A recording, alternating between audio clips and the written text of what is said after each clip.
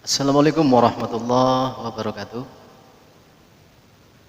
Selamat jumpa kembali di channel YouTube di Paku Bumi Broadcast yang membabar, menjelaskan dan mengedukasi bab ilmu kebatinan dan tutorial-tutorial ilmu kegaiban. Sahabat YouTube yang berbahagia, pada part yang pertama sudah sedikit dijelaskan tentang masalah mata batin.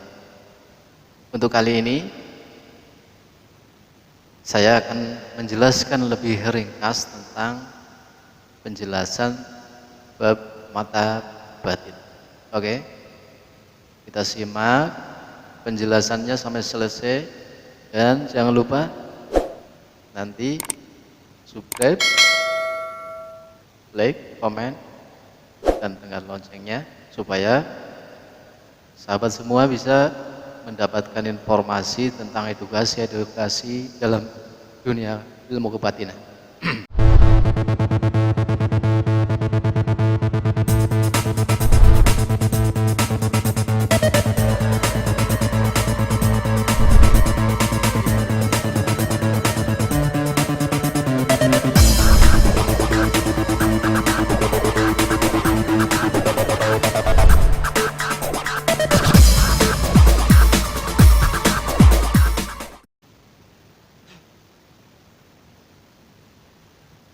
Bismillahirrahmanirrahim. Bismillahirrahmanirrahim. La haula wala quwata illa billah. Amma ba'du al-ayah.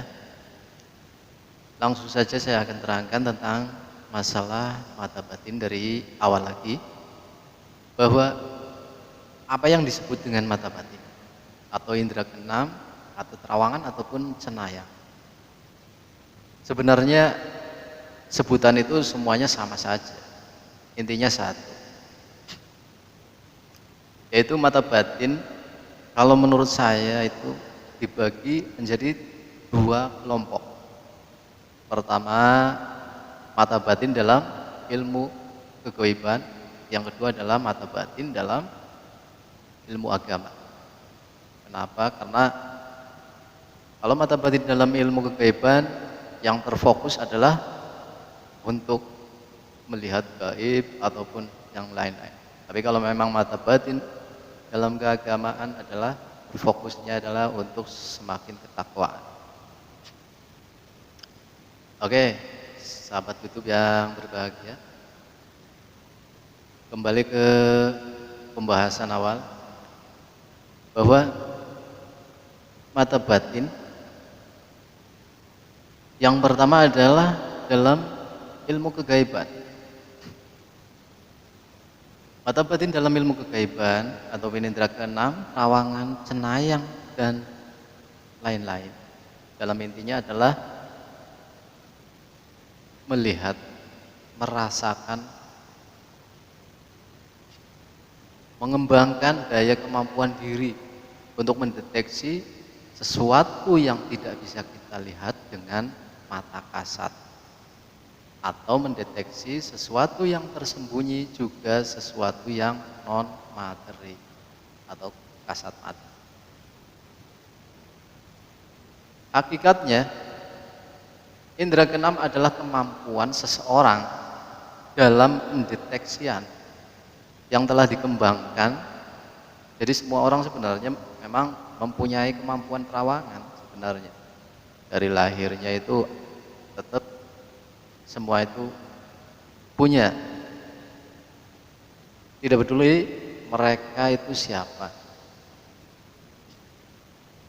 Jika memang seseorang itu memang belum bisa menguasai terawangan, indera keenam, itu berarti kemampuan kita dalam hal ini itu belum diaktifkan atau belum berkembang. Dalam berkembangnya kemampuan ini bisa dengan berbagai macam cara. Bisa dengan diaktifkan oleh seorang guru maupun pengaktifan sendiri dengan ritual-ritual, dengan teknik-teknik tertentu yang intinya adalah untuk mengembangkan potensi dalam pendeteksian. Dan perlu diketahui, dalam berkembangnya kemampuan indera keenam, rawangan, ini setiap orang itu mempunyai hasil yang berbeda-beda. Artinya, walaupun beberapa orang mempelajari keilmuan yang sama, mempelajari teknik yang sama, dibukakan oleh guru yang sama untuk mengembangkan indera keenam, pasti hasilnya berbeda antara orang yang satu dengan yang lainnya. Dan terbukanya mata batin bisa juga disebabkan oleh beberapa macam penyebab, yang tentunya sudah pasti kalau memang penyebabnya adalah pengembangan diri dengan belajar, dengan teknik, atau dengan dibukakan, itu sudah pasti. Tapi bisa juga terbukanya mata batin itu karena ada sebuah sistem kejadian. Sistem kejadian ini kadang orang itu berbeda-beda. Kadang karena seringnya seseorang tersebut bersentuhan dengan energi gaib, akhirnya ada ketebalan dalam cakranya. Dan lambat laun orang tersebut bisa mendeteksi keberadaan gaib. Contohnya, orang yang suka berziarah ke tempat makam-makam, itu kadang bisa mengakibatkan terbukanya mata batin. Lantas ada juga diperoleh karena apa? Karena mati suri. Karena seseorang tersebut itu sudah pernah masuk dalam dimensi gaib. Jadi akhirnya sistem responsasi dalam inderanya itu terbuka. Sahabat YouTube yang berbahagia, hampir sebagian orang itu salah kaprah dalam mengartikan tentang terbukanya mata batin, indera keenam, rawangan, cenayang, dan lain sebagainya. Kebanyakan mereka menganggap dengan terbukanya mata batin itu kita bisa melihat gaib, melihat jin, melihat hantu dengan mata telanjang, seperti kita melihat orang di sekitar kita, benda material dan lain-lain. Padahal jin ataupun gaib ataupun hantu adalah makhluk kasat mata dan mereka adalah non material. Sementara mata kita yang kita pakai itu melihat adalah termasuk benda material. Secara logika tidak akan bisa bersentuhan atau interaksi dengan non material, tidak bisa. Jadi terbukanya mata batin, indera keenam, bukanlah melihat dengan kasat mata, tapi melihat dengan mata batin, yaitu dengan bantuan cakra ajna, biasa disebut dengan mata ketiga. Penyebab seringnya kegagalan-kegagalan dalam belajar terawangan atau mata batin bukan karena ilmunya, bukan karena tekniknya dan lain-lain,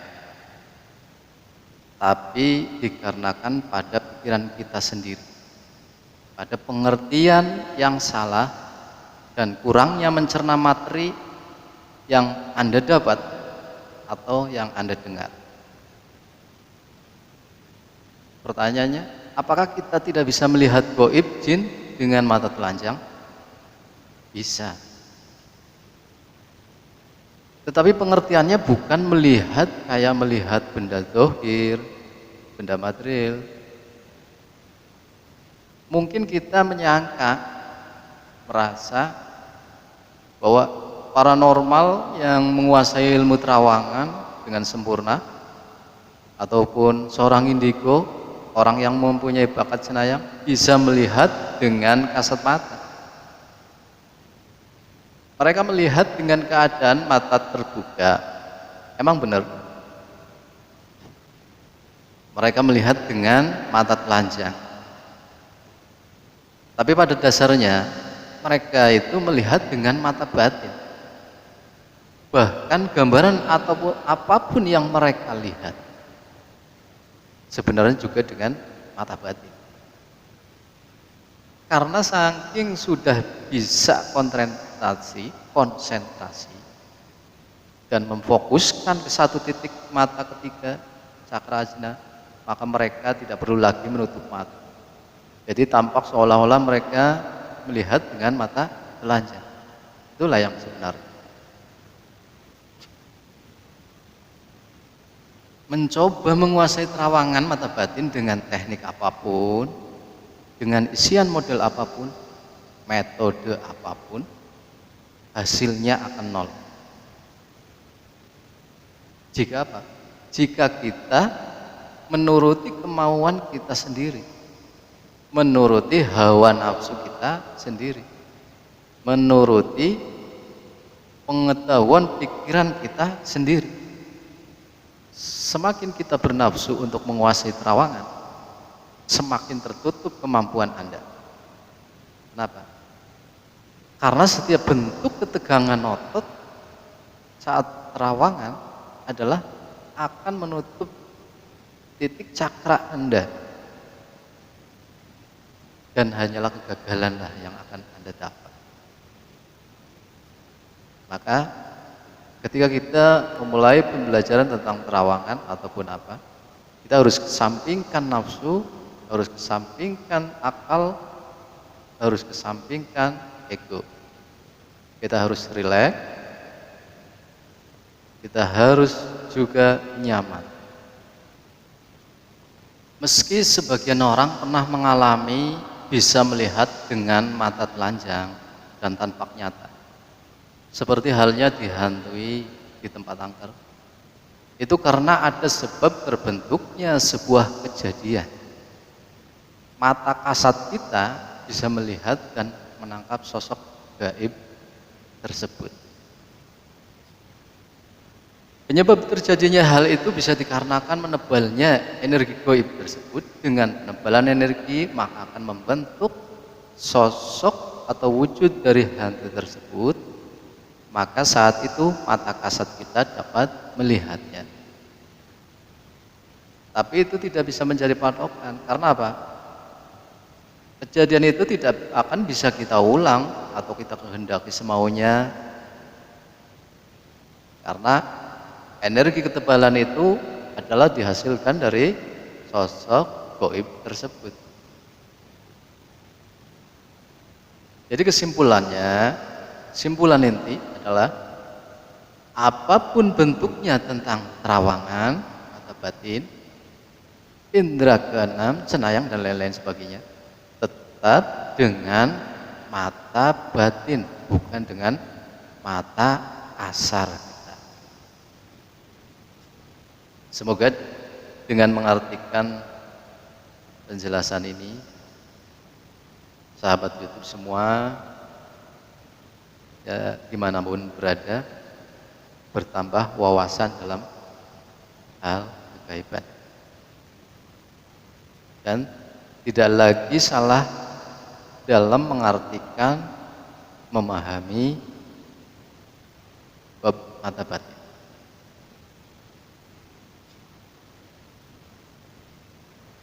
Kita akan memberikan sebuah contoh potongan video yang sebenarnya hal itu dilakukan bukan dengan teknik pembukaan mata batin, tapi dilakukan dengan hipnotis. Mari kita saksikan cuplikan videonya. Doamu, doa ya. Oke guys, semoga nggak ada apa-apa ya dari efek ritual ini. Semoga nggak ada yang gangguin atau masuk ke tubuhnya nih. Misalnya juga rawan sih, karena ini pocong juga energinya menurut aku lumayan negatif juga. Masuk kau pegang pocongnya dibalik dulu, masuk. Nah, aku nggak tahu nanti raga kamu yang mati sebelah atas, bawah apa kanan kiri mau ya. Aku nggak tahu, yang penting kamu berdoa. Oke, kamu fokus. Wah. Oke guys, kita lihat bagaimana reaksi Nemo. Mas Joko, deketin sini Mas Joko terangnya. Siap. Masih panas kamu? Masih agak. Ya. Jangan dibuka juga. Oke. Dulu nih siap. Dulu kamu di sana tuh. Nggak mau. Nanti Sana, dia Jok. juga Mas, masuk. Jok. Wah, Oke. Nemo, kamu sudah siap? Iya, iya. Nah, itu si pocong sudah di bawah Mas Joko. Oke, the moment of truth. Yes. Kita lihat apakah Nemo melihat sesuatu di balik topeng pocong ini guys. Tapi aku udah merasakan kayak panas tuh ini tuh. Tuh, tuh. Kalian yang berdiri semua. Kalian yang berdiri semua. Berdiri saja. Tapi kenapa gak dibuka matanya Mas? Aduh. Bisa. Bentar Mas, ini hawanya panas di depan. Nah, jadi kalau ondel juga kalau langsung tak buka dia apa bilangnya panas Mas Adu. Oh, gitu. Seperti kayak gini. Terus. Oke, buka pelan-pelan, buka pelan-pelan. Pelan-pelan terus buka. Mas, aduh. Sudah dilihat kan cuplikan videonya? Itu adalah praktek yang seolah-olah membuka mata batin, tapi sebenarnya bukan dengan teknik ataupun keilmuan untuk membuka mata batin, tapi memakai hipnotis. Apakah dengan praktek hipnotis tersebut mata batin akan terbuka? Tidak. Karena apa? Karena kalau sistem memakai hipnotis, itu orang yang memang dihipnotis tersebut itu dalam keadaan alam bawah sadar. Dan dalam alam bawah sadarnya mereka itu tersugesti oleh sugesti dari penghipnotisnya. Jadi kalau umpamanya pura-pura dibukakan mata batinnya, lantas disugesti bahwa nanti akan melihat ini nih. Nah, orang itu nanti akan dalam alam bawah sadarnya melihat ataupun seakan-akan seolah-olah apa yang dilihatnya itu adalah penampakan. Padahal itu adalah sugesti dari si penghipnotis. Karena saking banyaknya yang salah dalam memahami mata batin, maka banyak oknum-oknum yang mengaku ahli spiritual memanfaatkan situasi ini dan mereka menawarkan jasa pembukaan mata batin, jasa pembukaan rawangan, langsung dapat melihat. Padahal yang mereka gunakan bukanlah ilmu goiban, akan tetapi ilmu hipnotis. Dan mereka seolah-olah membukakan mata batin, padahal cuman menanamkan sugesti. Dalam kondisi sekarang memang betapa rancuhnya dunia spiritual. Dengan bermunculnya oknum-oknum semacam ini yang mengaku mengatasnamakan ilmu gaib, akan tetapi mereka tidak memakai ilmu gaib, tapi hanya seolah-olah terlihat seperti ilmu gaib. Ada hipnotis mereka gunakan, trik sulap mereka gunakan untuk membodohi masyarakat yang minim wawasan.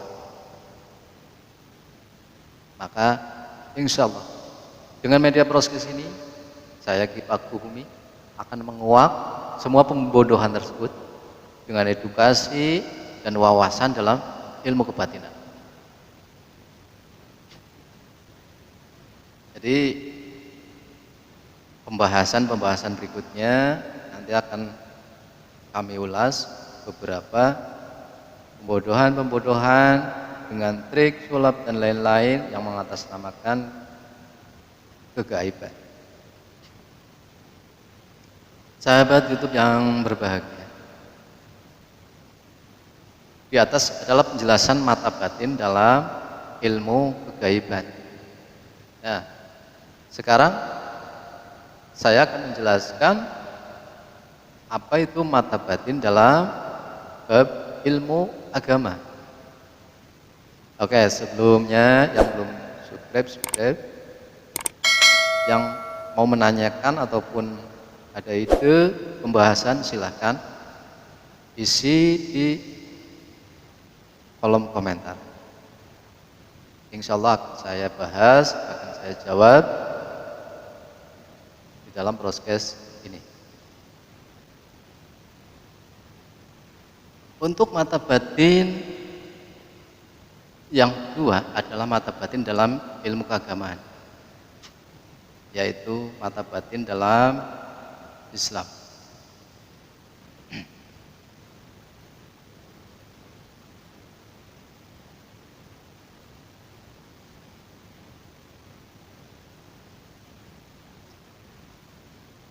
Mata batin dalam Islam,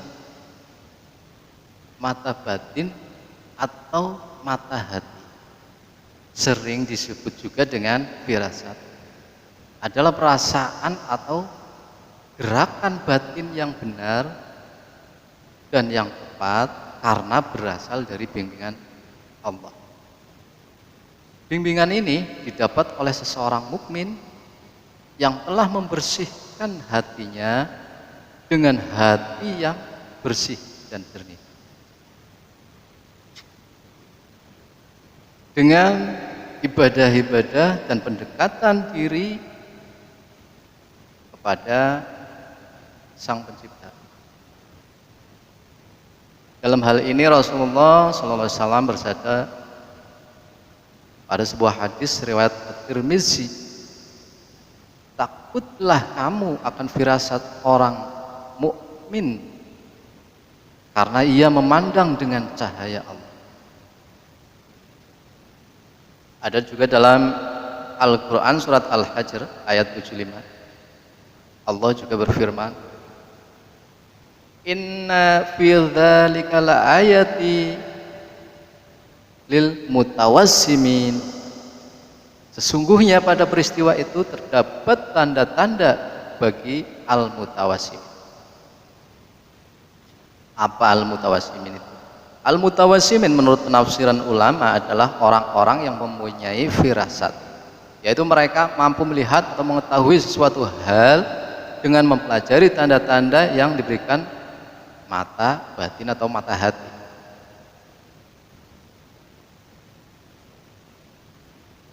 Juga disebut dengan istilah basyirah, di mana penglihatan batin akan memancarkan ilmu yang berupa firasat. Ilmu ini didapat dari hati yang bersih, hati yang jernih, karena telah berusaha membersihkan kotoran-kotoran hati dari syirik, dendam, iri dengki, dan lain-lain, dan mengisinya dengan zikir-zikir dan munajat kepada Allah, dan juga banyak berfikir. Ada berapa lapisan mata hati dalam Islam, yaitu pertama, basyirah. Basyirah adalah lapisan terluar batin manusia dalam memandang sebuah persoalan dan menilai baik buruk dari sebuah kenyataan yang tengah dihadapi. Jadi basyirah ini adalah kemampuan menilai dari sebuah kejadian, menilai baik buruknya sebuah kenyataan dalam sebuah kehidupan. Karena saking bersihnya hati, bersihnya batin, maka orang tersebut atau mukmin tersebut mampu membedakan mana yang benar dan mana yang buruk. Yang kedua, lapisan mata hati, yaitu dhamir, yaitu kehendak moral yang terbentuk di bawah kendali hati. Orang yang memiliki dhamir akan berbuat baik melalui tuntunan dan bimbingan hati.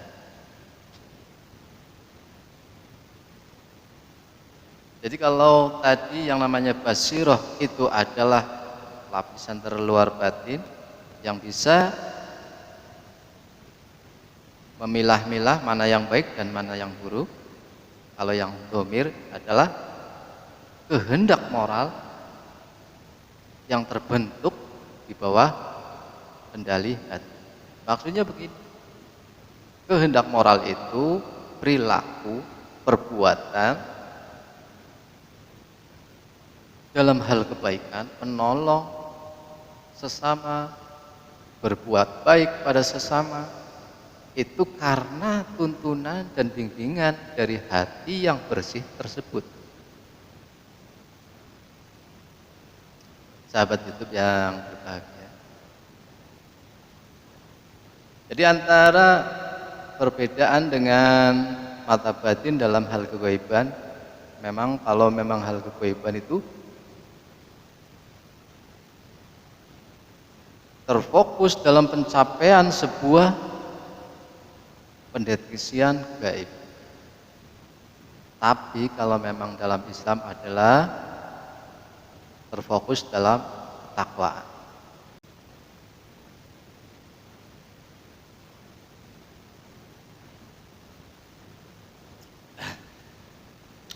Kita lanjut pembahasannya. Yang pertama tadi lapisan hati adalah basyirah, yang kedua adalah dhamir, yang ketiga adalah fuad, yaitu sebuah pertimbangan hati yang menjatuhkan vonis atau menilai sebuah tindakan manusia. Biasanya vonis hati tidak menyatakan yang sebenarnya, di mana hati akan berkata Anda benar atau Anda salah.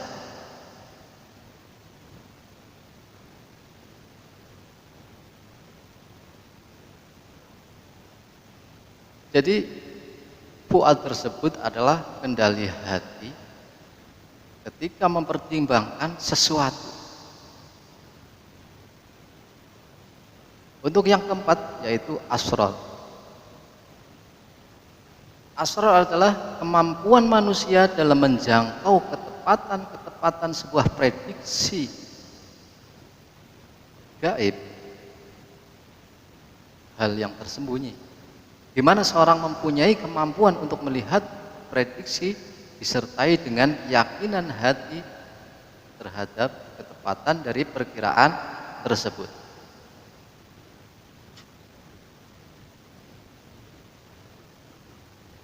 Untuk yang selanjutnya adalah riyadhah, yaitu manusia yang menempa batin untuk tetap fokus dan tunduk kepada Allah. Dengan hal ini seseorang bisa mendapatkan bimbingan dan tuntunan dari Allah agar tidak jatuh dari karomah yang mengelabui. Jadi upaya riyadhah, upaya untuk menempa batin supaya tetap terfokus tunduk kepada Allah. Untuk yang terakhir adalah latifah. Latifah adalah kelembutan hati dalam memandang kenyataan apapun, dan orang yang memiliki latifah akan mempunyai rasa cinta dan belas kasih yang tinggi, di mana mereka akan memandang segala sesuatu dengan sudut pandang cinta dan belas kasih. Jadi dalam Islam, ketika orang yang memang terbuka mata hatinya, mata batin dalam konteks Islam, maka akan menjadi manusia yang baik, manusia yang lembut, manusia yang bijaksana, manusia yang mampu merespon keadaan sekelilingnya, entah itu ketika tetangga membutuhkan uluran, entah itu hal-hal yang lain. Jadi kesimpulannya, mata batin atau mata hati dalam Islam yaitu orang yang mampu membersihkan hati dan pikirannya dari sesuatu yang kotor seperti iri, dengki, hasud dan lain sebagainya, dan berusaha memasukkan dalam mata hatinya sifat-sifat kebaikan dengan cara pendekatan diri yang lebih terhadap Sang Pencipta. Lantas menghasilkan mata hati yang lembut, tajam, peka terhadap penderitaan, kesusahan orang lain dan alam semesta. Dan akhirnya mampu mencerna mana yang baik dan buruk dalam kehidupan. Serta didasari dengan perilaku ataupun bukti tindakan. Sahabat YouTube yang berbahagia, demikianlah tadi sebuah pembahasan tentang mata batin. Antara mata batin dalam hal kegoiban dan mata batin dalam hal agama. Semoga wawasan ataupun edukasi yang sudah saya berikan setidaknya sedikit menambah pengetahuan saudara-saudara sahabat sekalian supaya semakin cerdas.